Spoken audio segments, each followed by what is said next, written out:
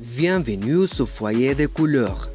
C'est le monde de Fernando Llor et des petits mosaïques élaborés sur bois et d'autres matériels qui parcourent maintenant le monde entier en forme d'un artisanat. Dans le département de Chalatenango, La Palma, lieu qui offre belle panoramique aux touristes.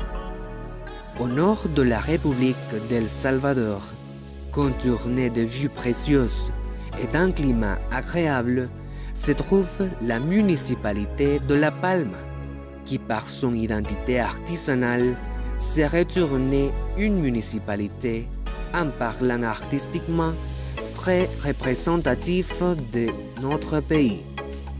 Ce village pittoresque a donné un tour dans tous ses aspects à partir des années 70.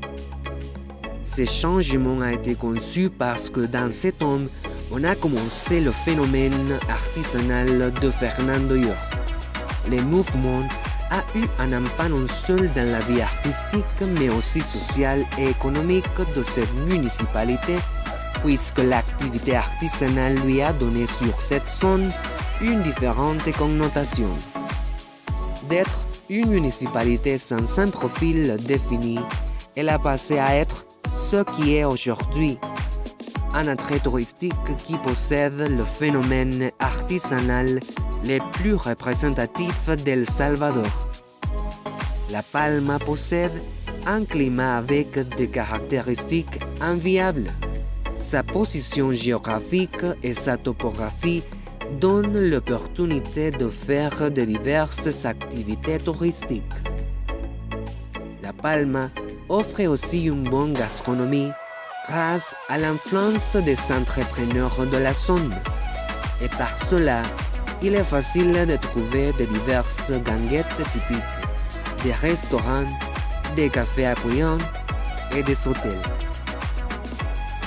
En ce qui concerne l'infrastructure touristique de La Palma, cette municipalité rencontre avec les premiers musées artisanaux d'El Salvador dénommés el Museo de Artesanías de La Palma Fernando Llor, un centre-ville décoré, un joli parc central, un marché artisanal, une variété de magasins qui offrent de plus en plus une diverse production artisanale, ce qui démontre la capacité artistique des artisans de la zone.